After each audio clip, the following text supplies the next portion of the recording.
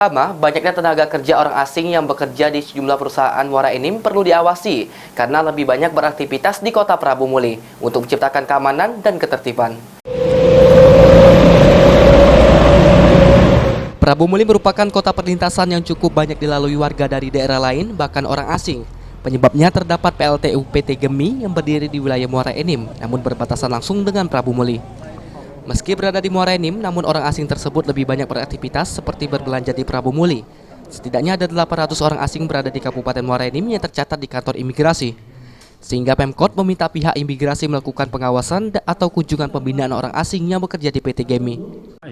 Orang-orang asing ini bukan kita bisa saja nilai dari sudut negatif saja, namun bisa saja untuk menimbulkan hal-hal yang positif seperti peningkatan perekonomian di kota kita ini.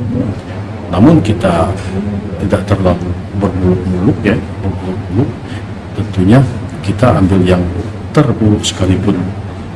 Bukan tidak mungkin karena keamanan negara ini perlu kita jaga.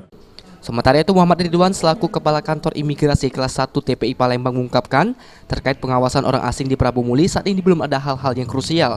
Karena dari data hanya 2 orang asing di Kota Nanes Prabu Muli. Namun demikian tidak menutup kemungkinan jumlah orang asing akan bertambah ketika Bandara SMB Palembang dibuka. Terkait banyaknya orang asing yang bekerja di perusahaan di Kabupaten Muara Enim yang berbatasan langsung dengan wilayah Prabu Muli, Muhammad Ridwan mengatakan akan ditindaklanjutkan oleh Kantor Imigrasi Muara Enim.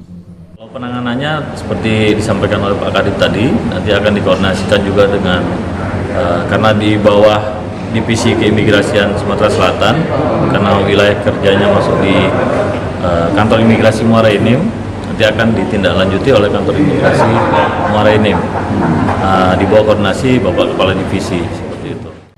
Kedepan forum antar instansi yang tergabung dalam PORA dapat bertukar data dan memberikan informasi terkait keberadaan orang asing di Kota Prabu Muli. Beni Firdaus, PAL TV.